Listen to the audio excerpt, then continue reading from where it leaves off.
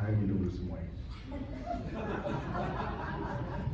First and foremost, thank you all for being so welcoming to me, coming in from a different state, different area, new club. It's what an amazing membership we have here, and it's just been really nice to meet a lot of you. And if I haven't met you yet, come introduce yourself. I'd love to meet everybody, and really get to know what you as a membership are looking for out of the food and beverage department, and as well as kind of the North Star for the club of where we want to go. 2019 recap. You went 6+ months without a food and beverage director this year. And in reality, you know, I have my assistant John, who's in the back. He jokes that, you know, with not a lot of support on his end, you know, he had all his ducks. They're all there. They might not have been in a row.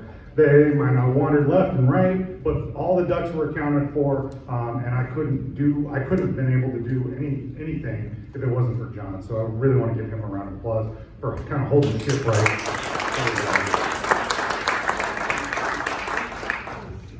My first, I would say, job when I came in was to observe, see what was going on, and really take my time in doing so. You know, I could see, you know, somebody got served the wrong thing, or it wasn't being served right, or we weren't working with hospitality. And to me, hospitality is present when we are providing you a service and you feel we are working for you, the membership. Hospitality is not present when you're just providing the service. So one thing I always look for is how do we make hospitality present in everything we do going forward. So I wanted to make sure that hospitality was present. I wanted to make sure that we had the right people on the bus and the wrong people off the bus. And that takes time. That takes a lot of time to observe, to realize people's personalities, to realize the people that care, and to realize the people that don't care, that are collecting a paycheck and don't have any inclination to be there for you in membership.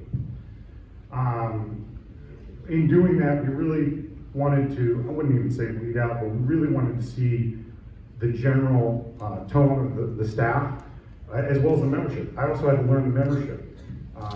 You know, Leon said earlier, I worked for Troon and I went into 4 different clubs.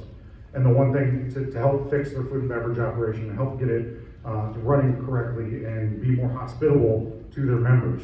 And the one thing I can tell you is all 4 were different, and Shadow Glen's not any different from that. It's everyone's unique, every membership's unique, and I could come in with a template and say this is what we're going to do, and we're going to change everything right now, and it would have missed the mark drastically. And I can tell you, after being here for 3 months now, I'm telling you I would have missed the mark drastically, because Shadow Glen is a unique club, and it's in its approach, as well as it's a unique club in the way the membership and what they're looking for. So with that being said, we took our time, really looked at the staff. We moved some staff around.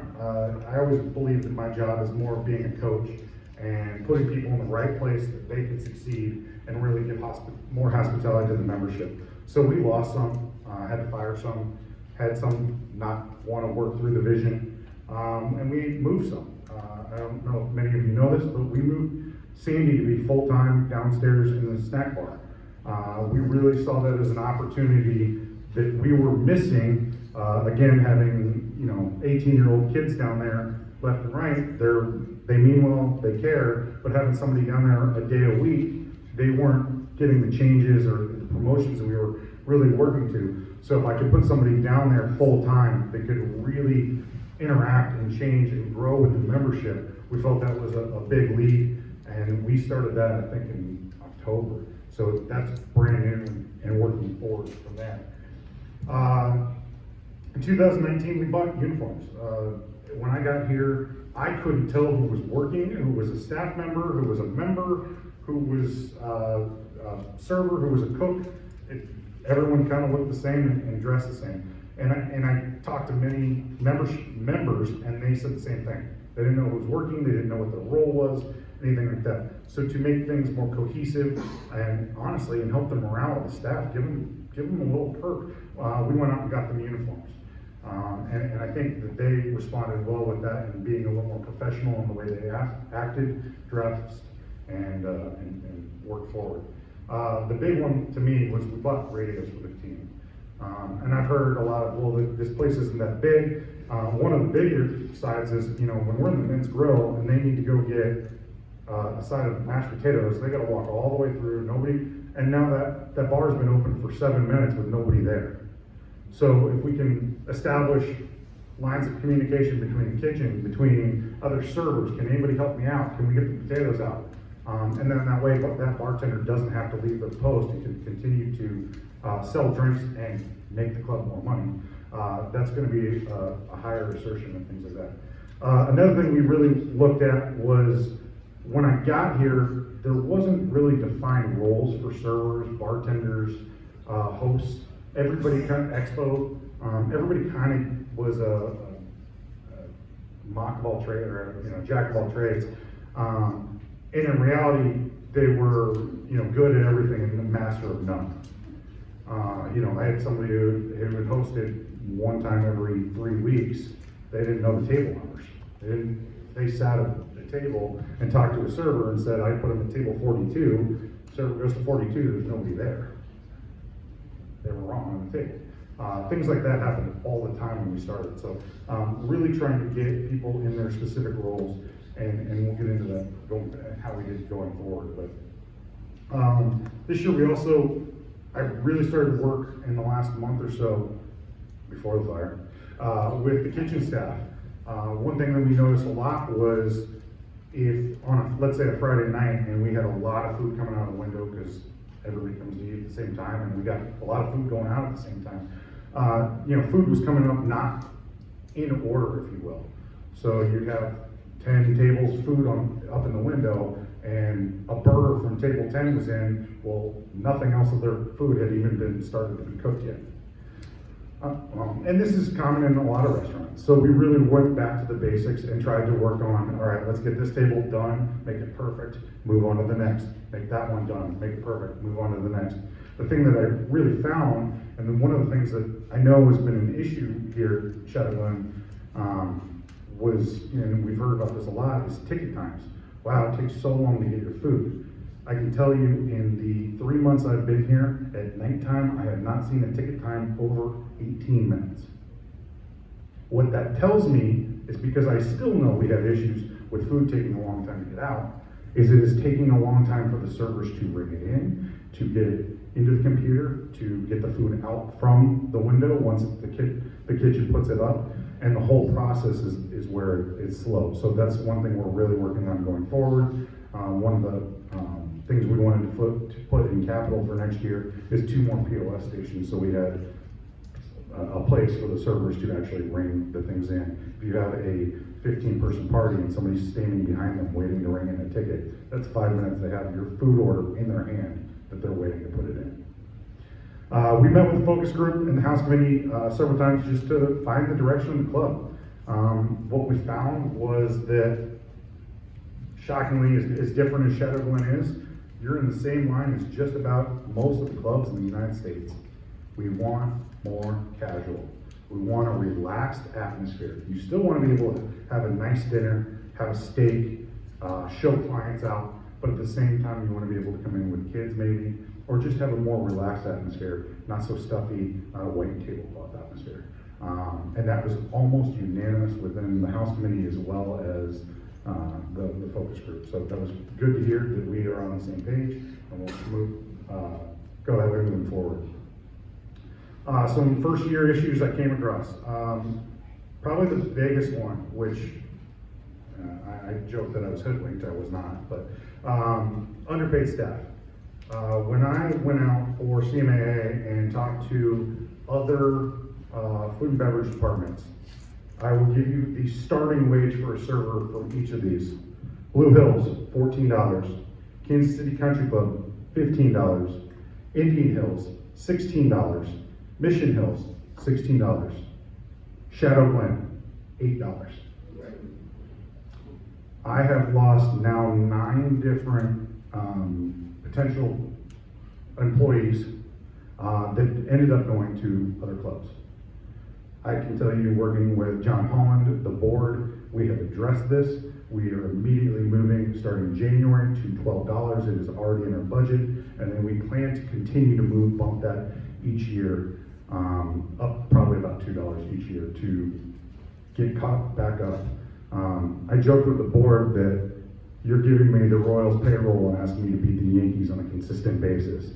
And we can joke all we want. When it comes down to it, the people who are quality and have hospitality truly in their hearts, which is what we want here, are going to take a job for more money at that point. Aging facilities, we've talked about it a lot today. There's no secret that this dining room is old, it's tired. We need to do something about it, and we will continue to look at options and things we can do that are cost effective to you. One thing that I'm a big believer on is David, myself, Mike, Scott, we're here as stewards of your money, the membership's money. You're giving us the privilege and responsibility to use your money as wisely as you can. And Mike made the comment, would we love to have unlimited budgets? Absolutely. But that's not a reality. And in reality, I'd probably be bored and wouldn't want to do this job if it was just like, I don't know, go get a new one. I take on the challenge of we need to do things smartly, we need to pay our people smartly, and we probably do need an influx, but at the same time, how can we do that as respectfully and as gracefully as we can to you, the membership. It's no secret, we have a major lack of storage here. This is now my 6th club, 4th I've tried to work on turning around food and beverage, and this is by far the least amount of storage I've ever seen in a country club. And then this year we had, again, wet season. We had the slide up there, and one thing that we didn't know was that $51,000 was in lost revenue was only in food and beverage. That does not include the cart fee that Mike Suchecki loses as well when we have wet seasons. And then finally the kitchen fire, the infamous kitchen fire.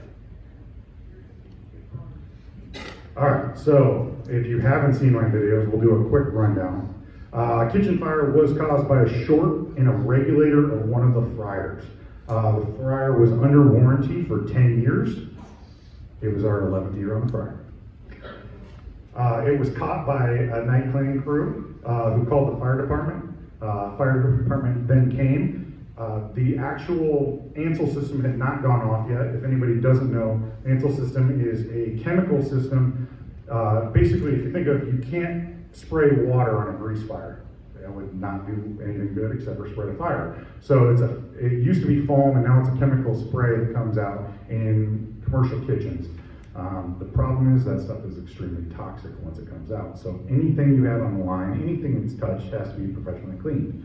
The fire department came and pulled the Ansel system. Somebody might ask, why didn't it go off on its own? The fire was somewhat contained underneath a fryer and was just starting to spread from there. If we would have waited probably another 15 minutes, I would bet the entire building, from what the fire department said, would have been up in flames. The problem with that being contained was the fact that it didn't get the Ansel system hot enough. If you think that system is over open flame all the time, it didn't get it hot enough to set it off. So you had to set it off manually.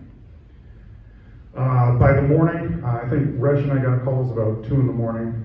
By, I would say, 9 a.m., we had our insurance company, thank you, Mr. Riley, all contractors, the health department and the fire department working together on what our plan was, how fast can we reopen. Our initial thought was, please tell me we're open for Thanksgiving. Unfortunately, that is not the case. We luckily, or unluckily, we looked at the line and with the help of our insurance company, not just and you'll see pictures in a minute, but not just the 2 fryers and the grill top, but pretty much everything on the back line would have at least needed to be accreditation serviced and looked at. Well, the bill for that was $22,000. We looked at that with our insurance company and said, there's no way I can buy brand new equipment for the same amount of money. They said, go ahead, do it. So we are getting basically an entire back new line, which is huge because most of that stuff was scheduled to be a capital project in probably the next 2 to 3 years. So that's huge help to the club, even though they're supposed to just get us back to normal. This is long-term been helpful. Luckily, health department, I was in probably a meeting with them for 3 days over the phone. They have allowed us to serve beverages and prepackaged food. That is not the normal. Normally they shut you down, they make you put up walls, you have to get, I would say licensed, if you will, for different areas. When I was at Rio Verde, we did a renovation. We had to get an entire semi-trailer outside just to serve alcohol. Who wouldn't let us do it anywhere near the building. So we were very helpful with that. I was told directly from the health department that is a direct relationship to Chef Allen's 20-year relationship with the health and fire department, and them knowing that if they said, please do this, he would do it to a T and not budge off of it. So that was a huge help to us. At this point, our projected opening date is December 15th for Santa's Brunch. We originally wanted to do Thanksgiving, then got told it had to be pushed back. Now we're getting told that it's probably going to be about that time, maybe a little bit before, that we can actually start using the kitchen, but obviously we have to start prepping and getting food in and all that stuff. The 3 things that were just flat out, unfortunately, canceled are the kids' gingerbread houses. We looked to bring that in. The one thing we were told is you have to have a certified contractor, if you will, or a certified caterer come in and do these things. At that point, the cost was so prohibitive, there was no way we could do that. Thanksgiving, just didn't feel we could pull that off. We probably won't even be, we could have the kitchen back by that point. And then the ladies' holiday luncheon, worked well with the chair. We just looked at it and said we didn't feel like we could do it in the capacity that it was worth it for you, the membership. We looked at, I researched diligently trying to bring in caterers. The cost would have been so prohibitive that there's no way we could have pulled that off and made it worthwhile. So behind me we have 3 different pictures of the fire. As you can see, if you can kind of see, by the way, Chef's Kitchen is one of the cleanest kitchen I've ever been in 20 years. So if you're looking at it when it's dirty, that's the chemical and all that fun stuff. You can kind of see the fryers down in the first picture on the left, and you can tell that the fire just smoldered underneath there. The fire department felt that it happened from probably about 11 o'clock on, and it finally started to spark up the backside about 2 in the morning. For questions with the health department on why can't we do this and why can't we serve this for food, this is currently our kitchen right now. If you look on the backside, the one on the top left is our hood system. We have 2 hoods. We currently have 1. The other one has been taken out and restructured and built on the top. There is a small chance, I found out today, that the city might make us replace all that piping, which would pull us back even later. But we will find more out this week. The top right picture is our ceiling. All of the grid ceiling that was there had fire damage and need to be replaced. So the entire grid system's taken out.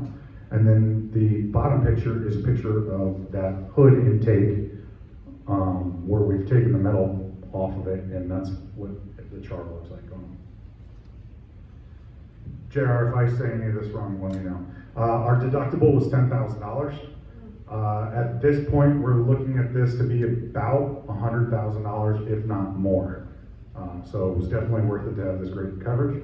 We are covered for our net lost revenue, as well as the employees will be covered for lost wages. All right, now enough with the doom and gloom, the 2020 plan. This is the stuff that gets me excited because this is where we get to go from here, which is what I guess we're all most looking forward to and everything like that. We're going to continue to train and work on service as our #1 priority. Food can get better, there's no doubt about that, but if I can make a hospitality, a hospitable service every time you come in. We know your name, we know your face, we know what you drink, how you like to be approached, whether it's, "What's up, my friend?" or "Mr. Landsberg," or however it may go. Everybody likes to be treated differently and at different times. We can come in a business meeting and we want to be called Mr. Callison, and we can come in with our buddies and say, "Another White Claw."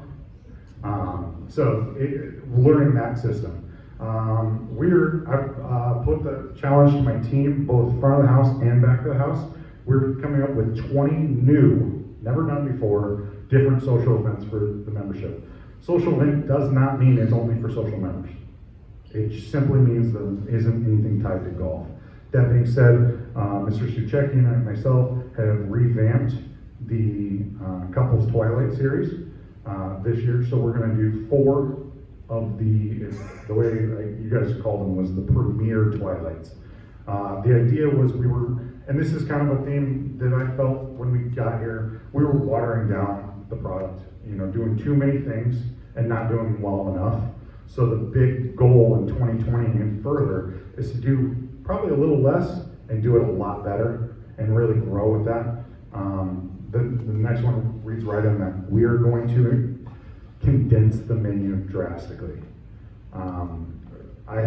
We described this for the house committee.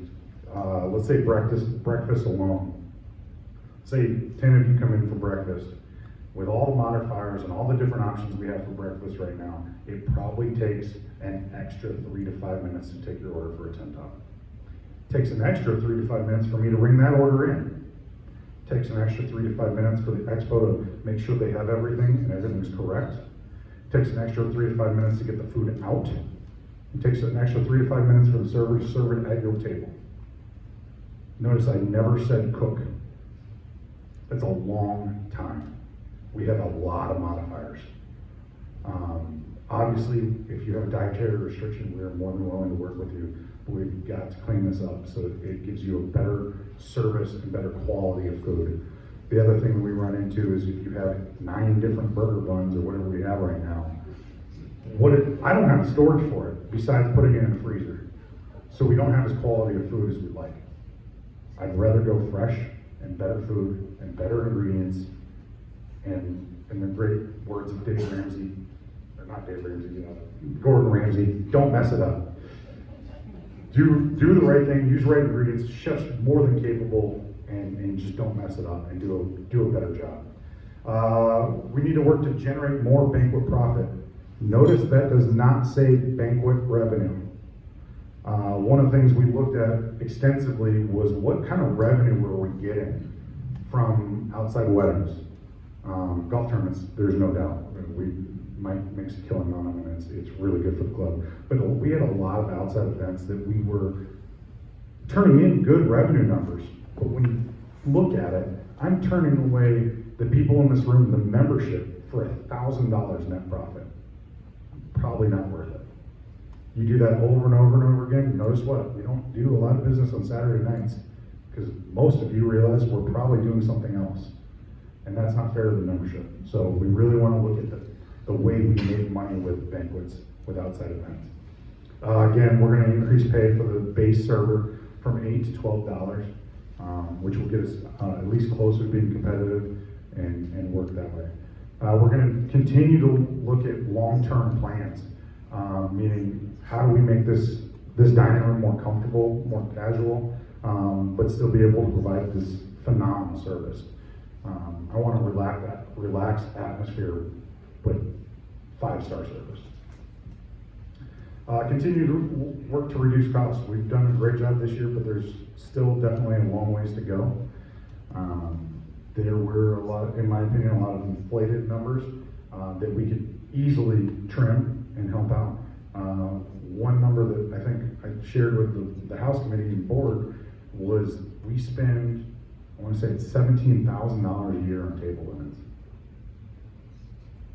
And the trend is to go more casual and we could trim that to 6,000, no problem. And you're half. Increased communication. This is a huge one. A lot of you see on there on 4T's website, I'm actually getting, and the board will be getting, the first draft of our new website tomorrow. I've used 4Ts in the past at numerous clubs. Basically, it's a one-stop shop for all your communication. We'll have an app, we'll have a reservation system online, so if you don't want to talk to anybody, you don't have to. It puts you in. We do put a cutoff on that. It's usually about 6 hours before the dinner, otherwise you have to call. The reason why is I wouldn't want you to book a 20-person party, and I messed up and didn't check it, and we don't have the table for you. But besides that, it will be a massive improvement. All of David and my really stupid, horrible videos will be on there for everybody to mock and laugh at.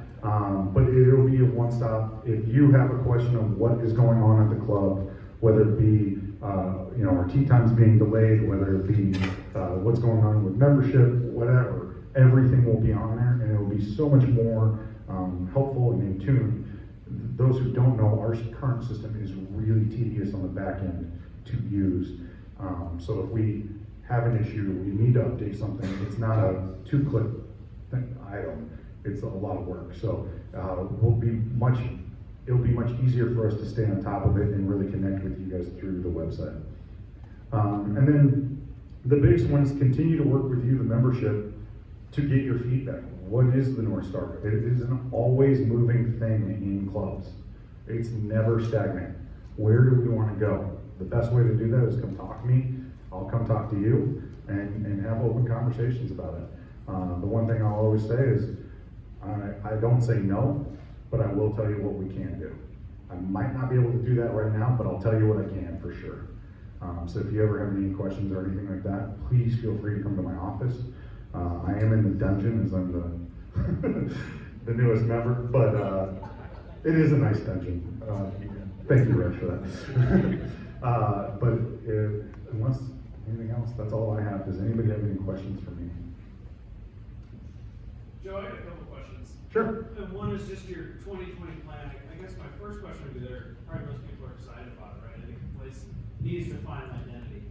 But number one, I think putting hard dates against some of this stuff so we can see the changes, right? We know on February 1st we show up and the menu's going to be trimmed down. I want to come in and try to do that. I think number two is the blocking and tackling. You've been at 5 different clubs. Our blocking and tackling as far as service, as far as picking up empty glasses, cleaning out tables, missing floors with the popcorn everywhere, I think that's something that we can fix quick, right? And I think you probably agree with that. So my biggest point, I guess, would be, and I think it's great increasing the wages, but just increasing the wages does not increase the quality of the training that the employees get, right? If they're getting $12 an hour, I think we'd all expect to come in and get the 5-star service that you talked about. That's the clean tables, the clean floors, the great food, and the quick service. So I think as we look at 2020, my point would be is let's attach some tangibles to this as far as dates to where we can come in and actually see some of this stuff being enacted. Because I think it's exciting, right? We've got an identity problem. We've got to find out what our identity is. So let's put some actual tangibles behind us and dates to come out and try to hit some of these times. Absolutely. So first and foremost, I actually have many of those already. So Chef and the team in the back and I are working to do a new menu when the kitchen reopens. It will be a bridge. It is not your final menu. It's not where we're going to end up. But part of that is simply I have a lot of product that it's in a freezer and I got to use it. It would be stupid for me to say throw it all out and waste the money. Plus, Mr. Riley would probably kick my butt. But so the idea is we'll do a new menu that is much condensed and higher quality for the month of December. And then when we reopen in January 10th, we will have another new menu, which will be probably your more core menu, more the way we're going to go going forward that way. During the shutdown in January, we have a 2-day seminar with staff. I have yet to be able to do that just because we're open so much. 2 days of hardcore training where I pull out the video camera in the back and we show them serving a table and we show them and I break down what did they do right, what did they do wrong, how can they improve, and then the next server gets up and does the same thing and we learn from each other's mistakes, which is huge. A lot of what I've seen as far as where we see breakdowns is also the ability or the help that the staff has. And I mean that more is in functionality. You know, if I'm a server and I'm serving the tables on the deck, I have to walk all the way to the back to ring something in. Again, 2 more POS stations. Bev carts, or not bev carts, serving carts, they can go outside. So they can serve, and we talk about in the industry, is you're serving a section, not a table. Meaning you have 4 tables, they're all, if you don't have to leave, and I can put a POS station and water station and extra roll-ups and all that stuff out there, and they can clear to that station and then at a certain time clear back. That'll make a drastic improvement in speed and the ability for them to be at your table and more conscious with you, so. Hey, Joe. Yeah. Kind of devil's advocate, should we be hiring people that we're gonna train to be good at this, or should we just go hire people that are already good at it? Here's different contexts. Like, if you go to Flint Hills, they're kind of like us. You order some eggs, scrambled, soft, energy, comes out that way. I mean, it's perfect. But they hire people that we pay a lot more than we pay people here. So my point is that, are we in a business of training people to be good staff? Are we in a business of hiring good staff and making sure that they do a good service? The question was, are we in the Don't business? get me wrong, I get it. Yeah. There's more cost. All right. There's a lot of people in this room that say like, that rate started at $100 a month, fine. Let's figure out how to get to where we've been trying to get for a long time, which is service. So the question is, are we in the business of basically training, try to bring people up via training, or hire good staff and kind of, in better words, help them, but kind of get out of the way. They do, you know, the smartest guy in the room hires a good crew and doesn't mess with it, doesn't screw them up. Am I right, Marty? Is that, okay, I just want to make sure I'm paraphrasing that. I would say both, in reality. I will say as a general terms, and I know we have a few restaurateurs in here, hospitality as a whole has kind of plummeted in the last 5-10 years in my history, both in clubs and out of clubs. My goal, and I steal this from a guy named Danny Myers, who owns several restaurants in New York, including Gramercy Tavern and other things. And he talks about basically a hospitality quotient, meaning I want to hire people who own hospitality, and I can teach them how to do the technical parts of service. That's very easy. It is extremely tough to get somebody who does not care about if your eggs came out right, to teach them to care that your eggs came out right. I would 100% agree. You get some professional servers in here and pay accordingly, and it is expensive. And dues do go up that way. But if you get a few and you help them, and they're kind of your core people, and you use that to kind of bring along everybody else, as well as some guidance and some leadership, which, no offense to past people that have been here, but there didn't seem to be a lot from coming in new. I think that you get it up there at a pretty fast rate without having to attack dues and raise that. Look at the end of the day, it's about how much do we want to pay them.